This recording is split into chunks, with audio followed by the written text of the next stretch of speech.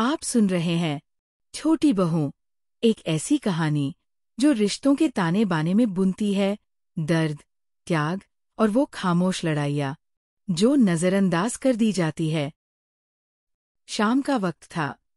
कमरे में हल्की हल्की रोशनी पड़ रही थी।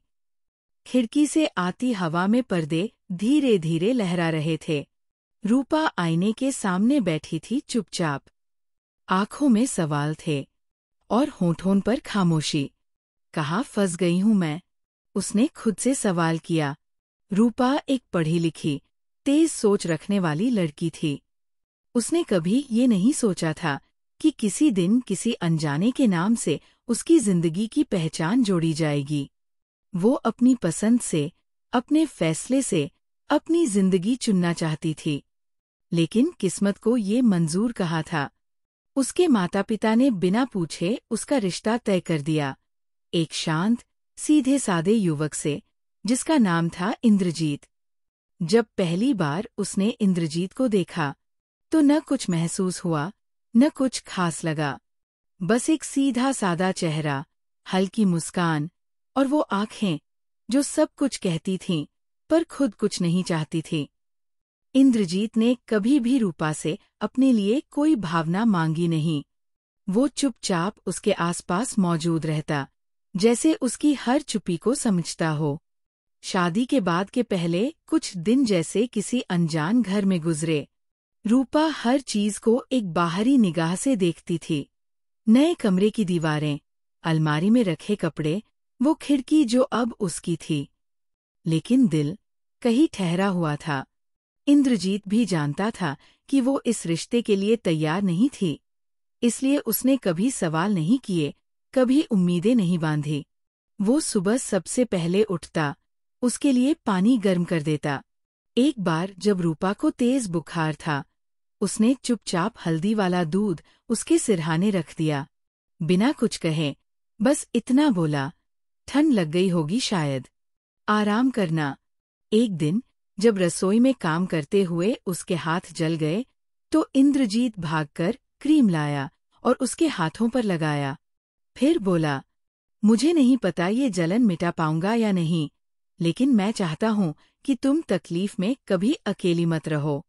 उस दिन पहली बार रूपा ने उसे बिना आंखें चुराए देखा, और पहली बार उसे वो चेहरा सीधा सादा नहीं, अपना लगा। धीरे धीरे वो उसके साथ छत पर चाय पीने लगी। वो अपने स्कूल की बातें बताने लगी, और वो उसकी बातों को मुस्कान में समेटता रहा। कभी कभी रात में बिजली चली जाती तो इंद्रजीत टॉर्च लेकर आता और कहता, डर लग रहा है क्या? और रूपा कहती, नहीं, अब नहीं। उन चुप्पियों के बीच कुछ बनने लगा था, जो शब्दों से नहीं, आदतों से जुड़ रहा था। धीरे धीरे चाय की प्यालियों के बीच, खामोशी के छोटे छोटे पलों में रूपा के मन में कुछ पिघलने लगा। वो विरोध नहीं कर पाई, क्योंकि दिल अब मानने लगा था। शादी के कुछ महीने बाद की ही बात है। एक सुबह जब चाय की प्याली रूपा ने हाथ में थमाई, इंद्रजीत ने धीमे से कहा, रूपा, मेरा ट्रांसफर हो गया है, 2 साल के लिए दिल्ली जाना होगा। रूपा के हाथ रुक गए। इतनी जल्दी? वो सिर्फ इतना ही कह पाई, माफ करना, काम है, मजबूरी है। रूपा ने कुछ नहीं कहा, लेकिन जब स्टेशन पर ट्रेन चलने लगी, रूपा की निगाहें उस धुंधली होती हुई मुस्कान पर टिकी रहीं, जो अब 2 साल तक सिर्फ यादों में रहेगी। अब घर में सब थे, पर कोई उसका नहीं था। रिश्ता सिर्फ खून से नहीं बनता, उसे निभाना पड़ता है। लेकिन यहाँ हर चेहरा ठंडा था, हर शब्द में ताना।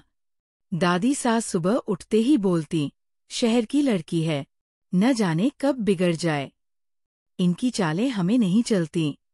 बड़ी बहू बात बात पर झल्लाती, इतनी पढ़ी लिखी है, पर एक गोल रोटी भी नहीं बनती इनसे ठीक से। बस किताबों में ही अक्ल होती है क्या? रूपा चुप रहती, कभी जवाब नहीं देती, क्योंकि वो जानती थी उसका कोई जवाब इन सवालों का अंत नहीं ला सकता। हर दिन की सुबह एक जैसी, और हर रात का सन्नाटा कुछ और गहरा। लेकिन उस सन्नाटे में एक मासूम चेहरा था, मुन्ना, घर का 5 साल का बच्चा, जो कुछ बोल नहीं पाता था। उसकी आंखों में डर था और दिल में चुप्पी। शुरू में रूपा बस उसे देखती रहती थी, फिर धीरे धीरे पास बैठने लगी। उसे रंग भरना सिखाया, कागज पर फूल बनाना और कहानियां सुनाना। लोरी गुनगुनाती और उसकी हथेलियों को अपनी हथेलियों में लेकर दुलारती। एक दिन जब वो पास बैठी थी, मुन्ना ने होंठ हिलाए और धीरे से कहा, माँ। रूपा जैसे सिहर उठी। उसकी आंखों से आंसू छलक पड़े। उसने झुककर मुन्ना को गले से लगा लिया। फिर से बोलो, माँ। कुछ हफ्तों में मुन्ना ने उसे छोटी माँ कहना शुरू कर दिया और यही नाम बन गया उसकी पहचान। अब जब मुन्ना उसके पास होता तो रूपा को लगता जैसे इस घर में उसका भी कोई है, कोई जो उसे बिना शर्त के अपनाता है। लेकिन कहानी में तूफान चुपचाप आता है। एक दिन कॉलेज का पुराना दोस्त अर्जुन उससे मिलने आया। वो शहर से गांव आया था, बस शादी की बधाई देने। दोनों बाहर आंगन में कुछ मिनट बात कर रहे थे। अर्जुन ने हंसी में कहा, रूपा, अब तू वाकई बड़ी लगने लगी है, छोटी बहू नहीं। अब तो बड़ी माँ जैसी लगती है। रूपा भी मुस्कुरा दी, लेकिन ये मुस्कान किसी की नज़र में अपराध बन गई। बड़ी बहू खिड़की से देख रही थी। अगली सुबह रसोई में ताना फेंका। दादी सास भी बोली, हमारे जमाने में तो पराई मर्द से बात करना भी पाप था, और ये तो दोस्त बना बैठी है। बड़ी बहू की नज़र रूपा पर तंज कसती हुई थी। माँ बनने का शौक है ना, पर माँ बनने का हक भी कुछ होता है। रूपा ने कुछ नहीं कहा, पानी का ग्लास कसकर थाम लिया, लेकिन उसका हाथ कांप रहा था। शाम का समय था। पूरा घर बैठक में इकट्ठा था। मुन्ना, जो अब थोड़े थोड़े शब्द बोलने लगा था, आज पहली बार एक पूरी कविता सुनाने वाला था। सब उत्साहित थे। रूपा ने उसे साफ कपड़े पहनाए, बाल संवारे और कान में धीरे से कहा, ध्यान से सुनाना बेटा, डरना मत, छोटी माँ यही है। मुन्ना ने आगे बढ़कर कांपते हुए हाथ में किताब थामी और बोला, चंदा मामा दूर के, पुए पकाए गुड़ के। सब चौंक गए। दादी सास की आंखों में चमक आ गई। बड़ी बहू की जुबान जैसे रुक गई। एक पल के लिए सन्नाटा छा गया, फिर ताली की आवाजें गूंज उठीं। दादी सास बोली, अरे वाह, ट्यूटर ने तो कमाल कर दिया। बड़ी बहू हंसी, देखा ना, मर्दों से ही कुछ काम होता है इस घर में। किसी ने नहीं पूछा कि वो कविताएं मुन्ना ने कितनी बार रूपा की गोद में बैठकर सुनी थी। कितनी रातें रूपा ने बिना सोए गुजारी थी। रूपा वही खड़ी थी, थोड़ी दूर, जैसे किसी उत्सव की मेहमान। उसकी नजरें बस मुन्ना पर थीं। मुन्ना दौड़कर उसके पास आया, उसका पल्लू पकड़कर बोला, छोटी माँ, देखो, मैं बोल लिया। रूपा ने हल्की सी मुस्कान दी। उसका दिल कह रहा था, मैंने तुम्हें आवाज दी, और आज तुमने मुझे पहचान दी। पर किसी ने नहीं देखा। क्या बढ़िया ट्यूटर है, बच्चा बोलने लगा। दादी सास बोली। बड़ी बहू मुस्कराकर बोली, कभी तो ऐसे लोग आते हैं जिनकी वजह से घर में बदलाव दिखता है। रूपा चुप रही। किसी ने नहीं पूछा कि मुन्ना को कविता किसने सिखाई। वो कौन थी जो हर रात उसके कानों में लोरी बनकर गुनगुनाती रही। उस रात जब सब सो गए, रूपा मुन्ना के पास बैठी। उसका सिर सहलाते हुए फुसफुसाई, माँ बनना सिर्फ बच्चे को जन्म देना नहीं होता मुन्ना, प्यार देना, सहना और बिना पहचान के जीना भी होता है। रूपा के शब्द उस मासूम के कानों में धीरे धीरे उतरते रहे। मुन्ना ने कुछ नहीं कहा, बस उसकी उंगलियों को अपनी छोटी हथेली में थाम लिया।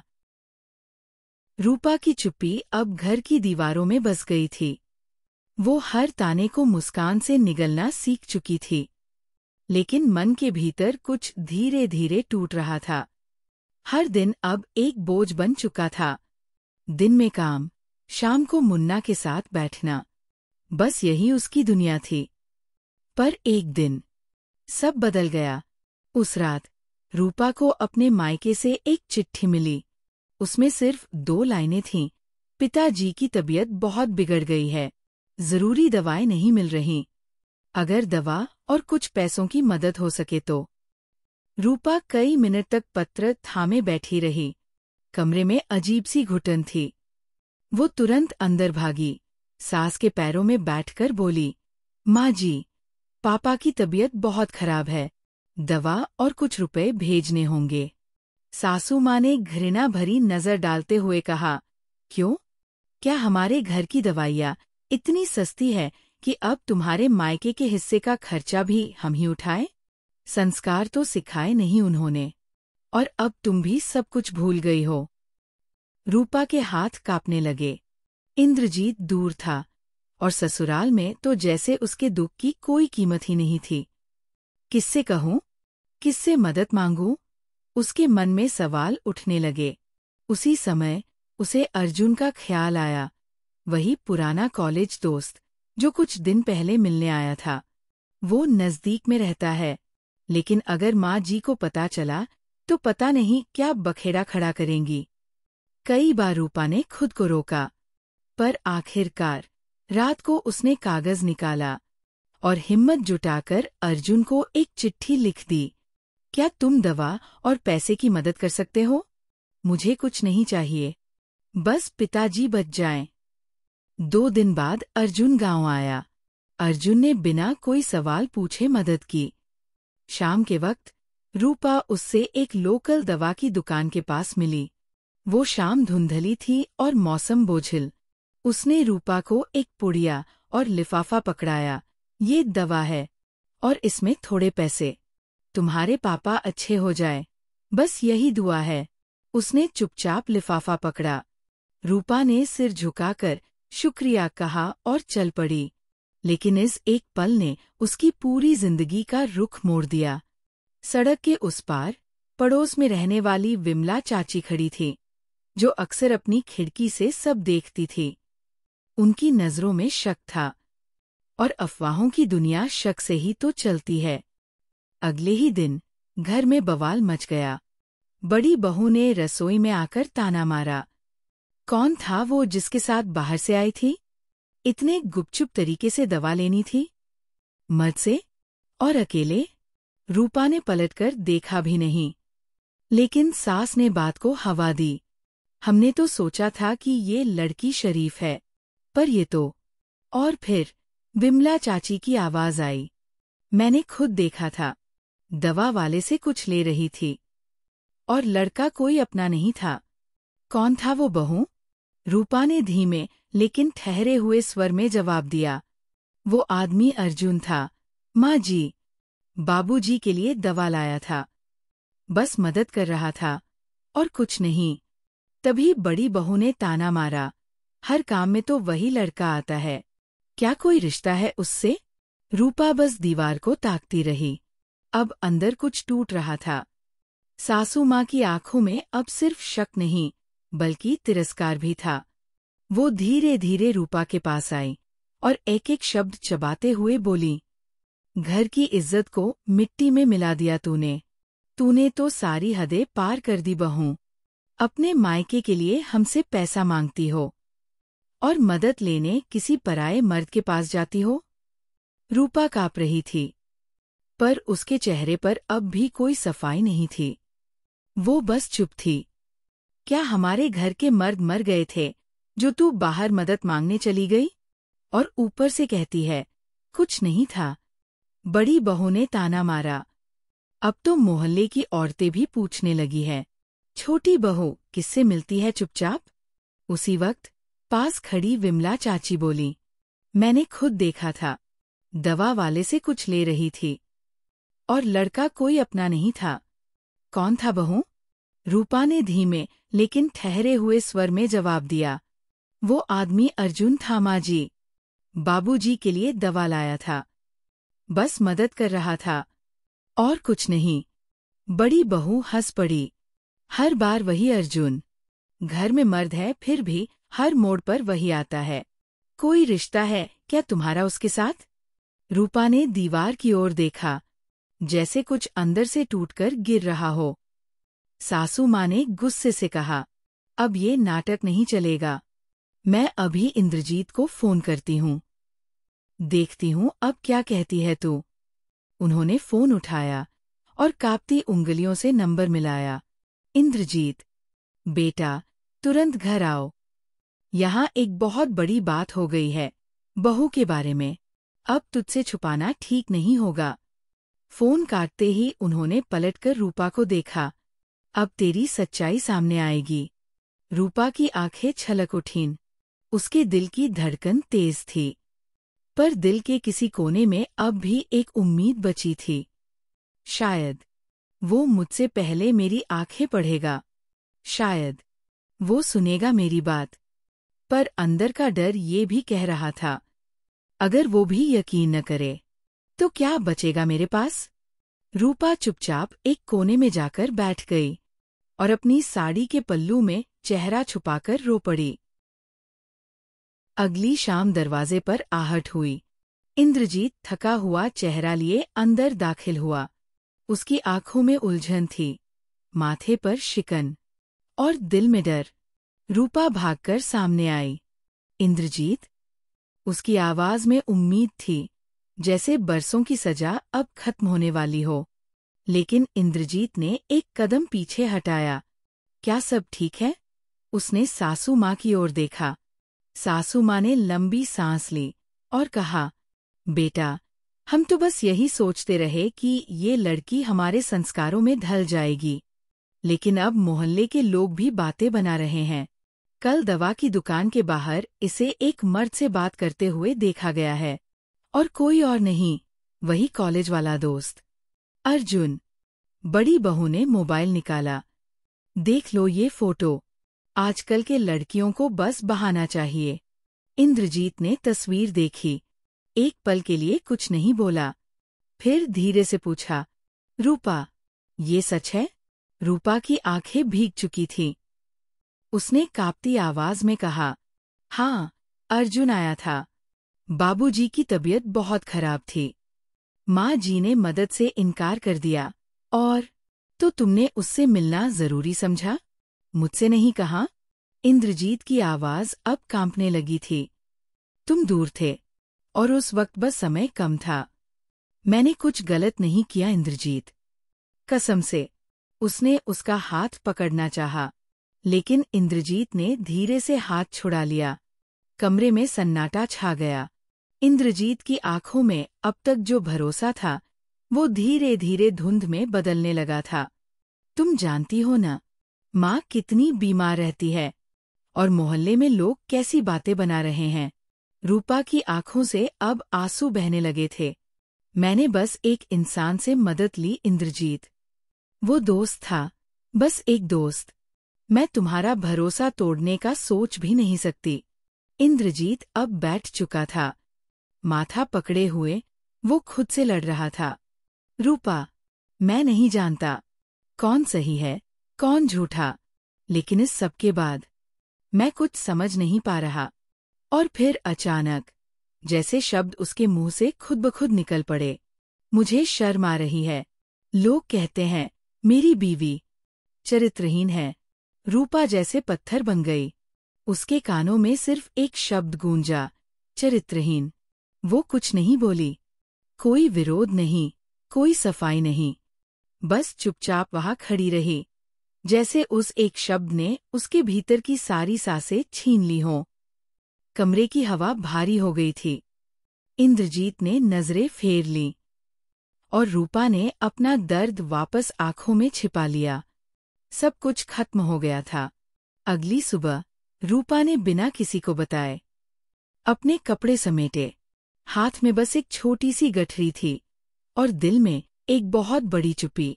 जब वो दरवाजे से बाहर निकली, किसी ने रोकने की कोशिश नहीं की। न कोई सवाल, न कोई विदाई। बस पीछे से बड़ी बहू की धीमी सी आवाज आई, अच्छा हुआ खुद चली गई।